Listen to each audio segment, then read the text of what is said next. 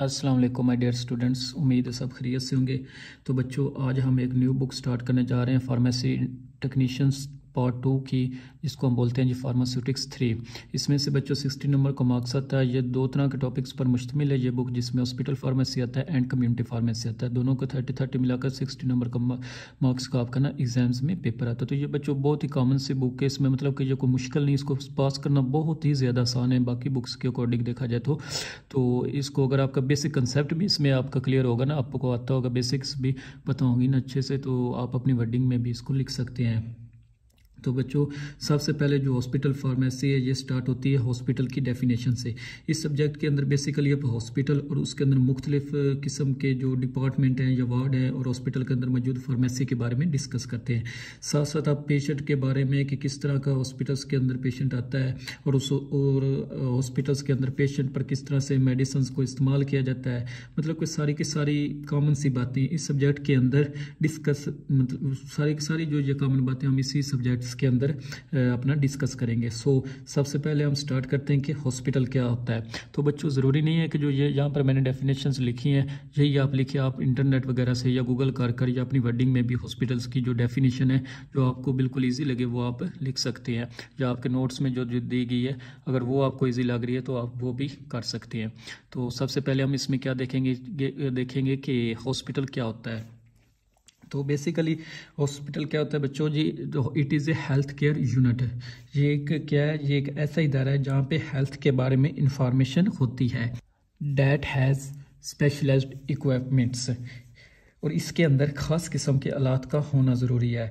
और उन आलात के साथ साथ बच्चों ट्रेंड हेल्थ जो केयर वर्कर्स हैं उनका होना भी ज़रूरी है। यानी कि अपना मेडिकल स्टाफ है जिसमें फार्मासिस्ट आता है, नर्सें आती हैं, डॉक्टर्स आते हैं, LHVs आते हैं, पैरामेडिक्स के जितने हो गए वो आते हैं वर्कर्स, उन स्टाफ का होना ज़रूरी है। क्यों ज़रूरी है? To provide the health facilities to the people, ताकि वो क्या करें जी, ताकि हम लोगों को सेहत से रिलेटेड जितनी भी इंफॉर्मेशन है या सेहत से रिलेटेड आसानियाँ हम उनको तकसीम कर सकें।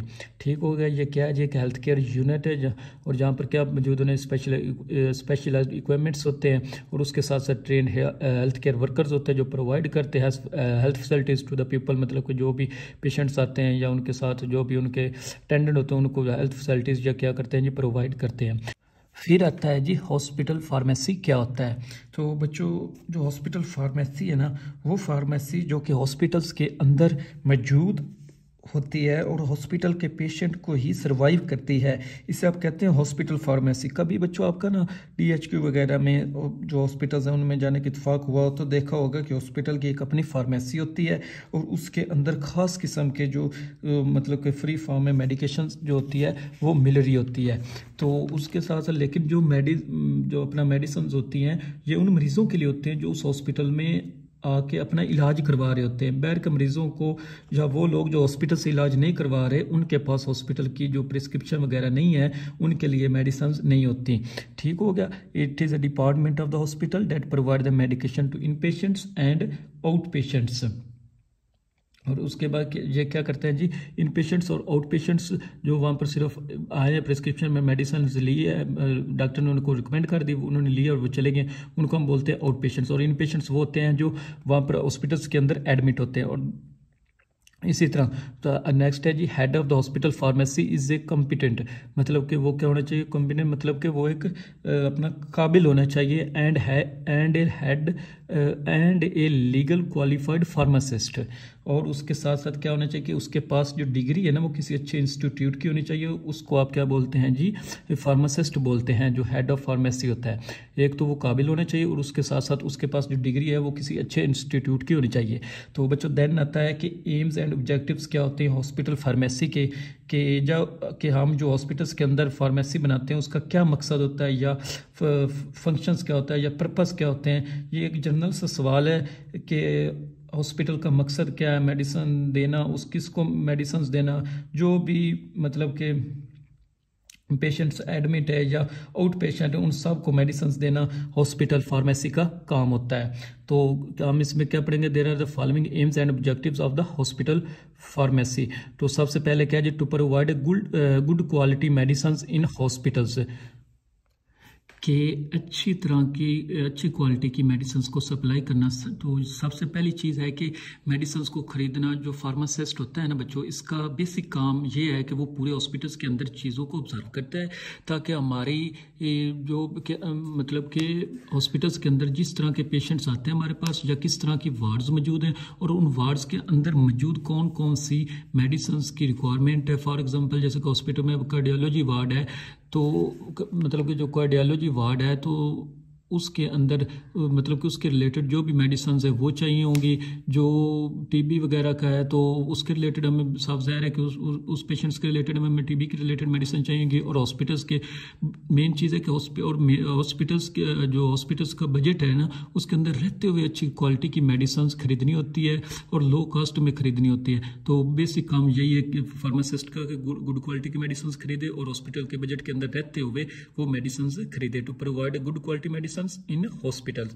और then next point है जी बच्चों, to provide the medications to inpatients। अब मतलब कि चाहे कोई एक दिन के लिए मरीज मतलब कि एडमिट हुआ है या एक मंथ के लिए हुआ है, तो उन पेशेंट्स को जो हॉस्पिटल्स के अंदर एडमिट है, इन पेशेंट्स वो होते हैं जो हॉस्पिटल्स के अंदर एडमिट होते हैं, तो उनको मेडिसिन प्रोवाइड करना भी इसी का काम है।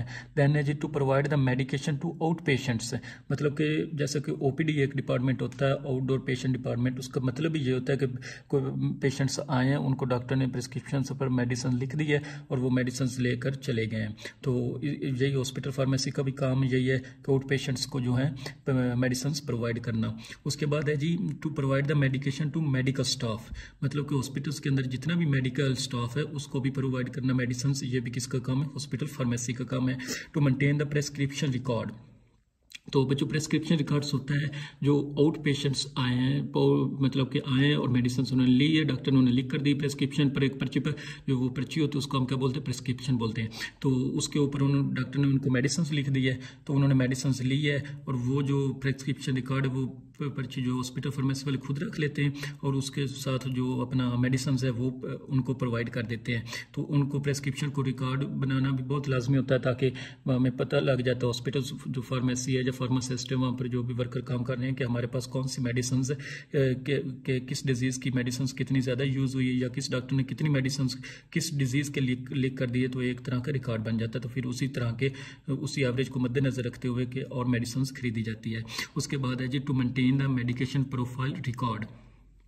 जो प्रोफाइल रिकॉर्ड होता है उन मरीज़ों का जो इन पेशेंट होते हैं, जो मतलब कि वहाँ पर अपना एडमिट वगैरह होता है, तो उनका भी जो मेडिकेशन प्रोफाइल रिकॉर्ड होता है ना, आपने देखा ही होगा चार्ट वगैरह, उस पर लिखा होता है कि ये मेडिसिन सुबह लगानी, शाम लगानी। तो उसी मुताबिक जो नर्सेज वगैरह वो उनको मेडिसिन इंजेक्ट करती पेशेंट्स को, तो उसको भी मेंटेन रखना होता है। उसके बाद है जी to provide the drug information to medical staff. जितना भी मेडिकल स्टाफ है उसको ड्रग के रिलेटेड जो भी अपनी इंफॉर्मेशन है वो भी प्रोवाइड करना होता है हॉस्पिटल फार्मेसी में या फार्मासिस्ट ने, कि उनको उसकी आगाही देनी होती है। उसके बाद है जो to supervise the activities of the pharmacy technicians. जो फार्मेसी टेक्नीशियंस होते हैं बच्चों, ये फार्मासिस्ट के अंडर काम कर रहे होते हैं अपना दूसरा फार्मेसी के ऊपर, तो उनको भी सुपरवाइज करना कि साहब अपना अपना काम सही तरीके से तो सारे अंजाम दे रहे हैं। ये भी किसका काम होता है जी? हॉस्पिटल फार्मेसी में ही आता है। तो बच्चों ये आपका एक छोटा सा क्वेश्चन था कि ये आ सकता है सवाल, बहुत इंपॉर्टेंट है कि what is hospital pharmacy and right a note on AIIMS and objectives of the hospital pharmacy. तो यहाँ तक ये आपका क्लियर हो। सो जो दूसरा अपन सेकंड क्वेश्चन वो आता है कि जी write a note on the hospital organisations, hospital and its organisation.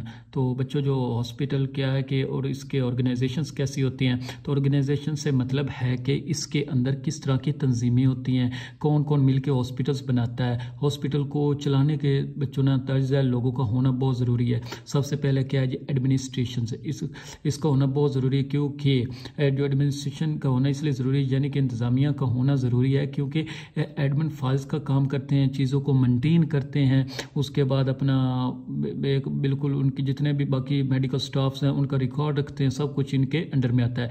तो दूसरी चीज़ है जी डायरेक्टर को होना भी बहुत ज़रूरी है, जिसको आप एमएस कहते हैं। सारी एक्टिविटीज़ को वो सुपरवाइज करता है कि हॉस्पिटल में किस किस की चीज़ की ज़रूरत है, कि कौन कौन सी प्लेसेस बनानी चाहिए। और देन जी जो एक और चीज़ आती है ऑर्गेनाइजेशन, वो है जी मेडिकल स्टाफ। मेडिकल स्टाफ का होना बहुत ज़रूरी है, आपको पता ही है, कॉमन सी बात है। चाहे वो डॉक्टर्स हों, नर्सेज हों, फार्मासिस्ट हो, डिस्पेंसर हों, LHV फार्मेसी टेक्नीशियंस या जितना भी पैरामेडिक्स है, तो इन सब को होना, मेडिकल स्टाफ का होना भी ज़रूरी है। जिस तरह के भी मेडिकल के लोग होंगे उनको आप क्या बोलते हैं जी, मेडिकल स्टाफ बोलते हैं। तो बच्चों, एडमिनिस्ट्रेशन डायरेक्टर और मेडिकल स्टाफ को मिलाकर ही हॉस्पिटल की एक ऑर्गेनाइजेशन बनती है। तो बच्चों, यहाँ तक आज का आपका जो टॉपिक है वो इंशाल्लाह क्लियर हो गया। नेक्स्ट हम देखेंगे कि क्लासिफिकेशन ऑफ हॉस्पिटल्स क्या होती है। तो बच्चों, अगर वीडियो अच्छी लगी हो तो अपने दोस्तों से ज़रूर शेयर कीजिएगा, अपने क्लास फेलो से शेयर कीजिएगा, और अगर कोई बात समझ ना आई हो तो कमेंट सेक्शन में आप पूछ सकते हैं। तो नेक्स्ट लेक्चर तक के लिए इजाज़त दीजिए। अल्लाह हाफिज़।